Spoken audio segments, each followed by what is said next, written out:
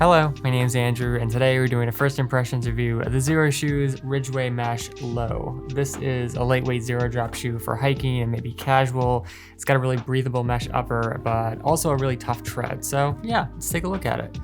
Up front, you've got a pretty wide toe box. There's a lot of room here, especially if the mesh is a little bit more stretchy. And then you've got a ton of toe protection in the front. So I actually think this is a great shoe for any kind of rocky conditions, or maybe even if you wanted to use it as like a lightweight work boot, which we'll talk about more later. So on top, you've got a mesh upper all the way around. It's a really good summer shoe, or for mid-weather. You know, if it's cool, it's fine too, because it does have a little bit more padding here. It's got a nice comfy heel. And then there's a lot of reinforcement, like around the back. There's a bit of reinforcement here where you get a lot of tension from the straps. And then obviously in the front, there's actually two layers of guard. There's the rubber guard here, and then there's the wraparound sole here. So it does feel kind of like a work boot.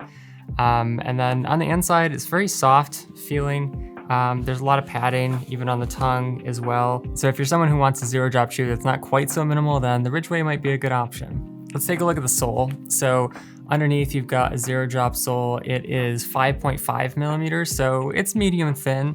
And then you've got a 2 millimeter trail foam layer. So it's really hard to see. I don't think I can show you because it's too dark in there, but there is a little bit of padding.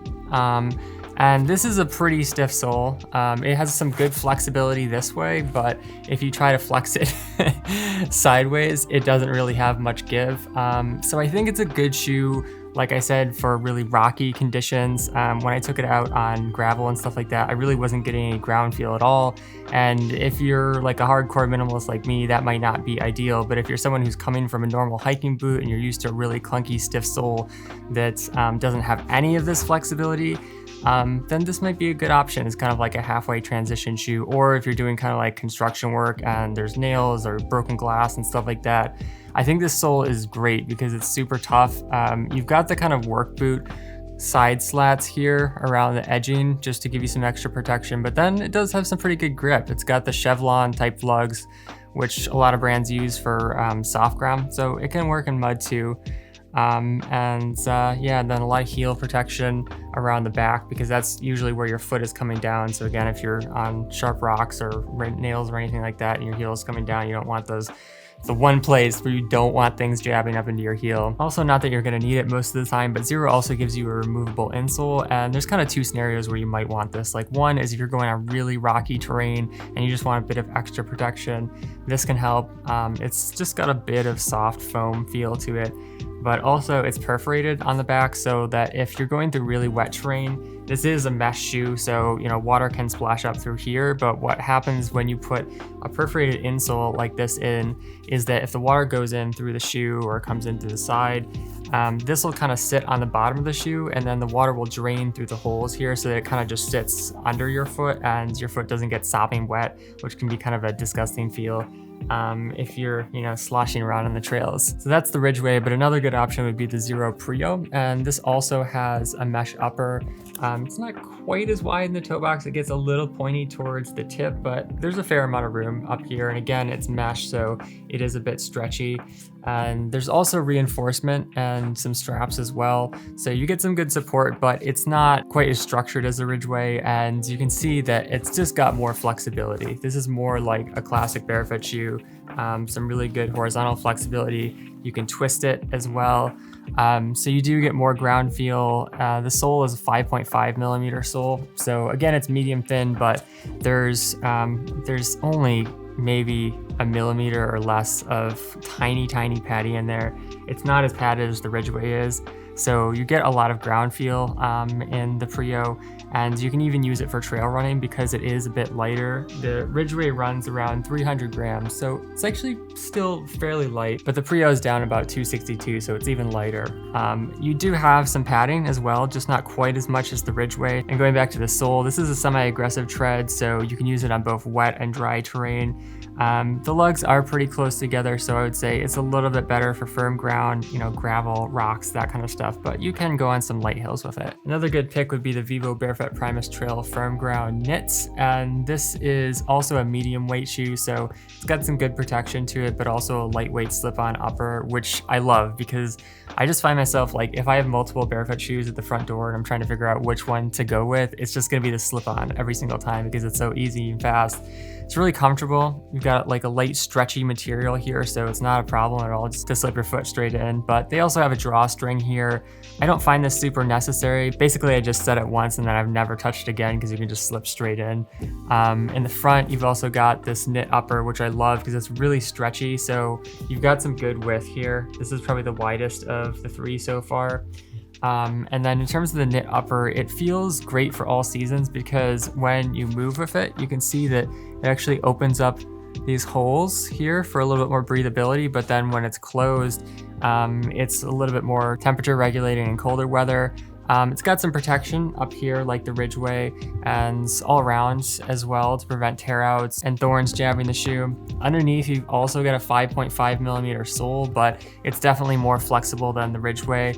I would say the Prio is slightly more flexible, but this sole, the FG, is a little bit more protective from Vivo Barefoot. In the front, you've got lugs that are spaced a little bit wider, so if you're going up a steep hill and it's a little bit muddy, these will grip pretty well. Not as well as Vivo Barefoot's soft ground, which is a little bit more like a claw. But in the back, they're a little closer together so that if you're going down hills, you get a little more protection on your heel from sharp rocks and stuff like that sticking up through. This shoe is great like the Prio for both trail running and hiking. It's slightly heavier than the Prio, but a little bit lighter feeling than the more structured Ridgeway. And then for our last option, we've got the Freet Haugle, which is kind of a combination of all the shoes we've talked about so far. It's got a slip-on upper like Vivo Barefoot, and it's very light and flexible. In the toe box, this is probably the widest out of all of the shoes, and if you have extra wide feet that are more splayed out, this is a good option because again, it's got a lot of flexibility with the knit. And you can't see it, but underneath the knit, there actually is a waterproof layer here. It's a very thin membrane, but if you're planning on going in more wet conditions, but you still want something that's light and flexible, this would be a good option. It's like surprisingly waterproof. It will soak through eventually if you're going through too much mud and water and puddles and stuff like that, but it'll definitely provide you more coverage than the other shoes. In terms of the sole, it's got a 7.5 millimeter sole, and it's actually ridiculously flexible. This is the most flexible out of all of the shoes, even though it is a little bit thicker. And the reason for that is because it's got a 4 millimeter lug here. So they're very beefy, as you can see, like in the back. Again, the same concept of closer together to give you some protection from going down hills where your heel is landing. And then in the front of the shoe, they're a little more spaced out so that when you're going up hills, you get that traction. And usually I don't wear the insole for a lot of shoes unless, like I said, it's super wet, but Freet does give you a similar type of insole to the Ridgeway where it's perforated. And this is nice because it is a shoe that's designed for more wet conditions. So again, it keeps your foot off the bottom of the shoe. But because the lugs are so thick and especially in the front spaced out, I actually like wearing the insole more than wearing it without. And another reason for that is because inside, I find the bottle yarn to be a little bit slippery. So putting the insole in there gives you a little bit more traction.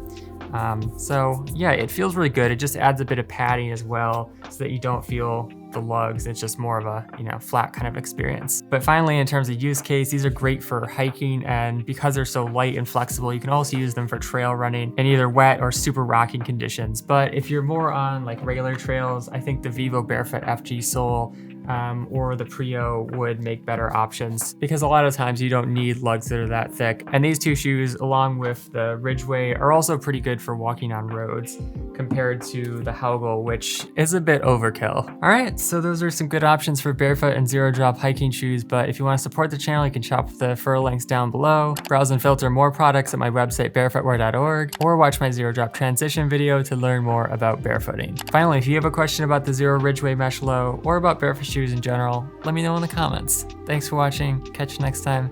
Peace.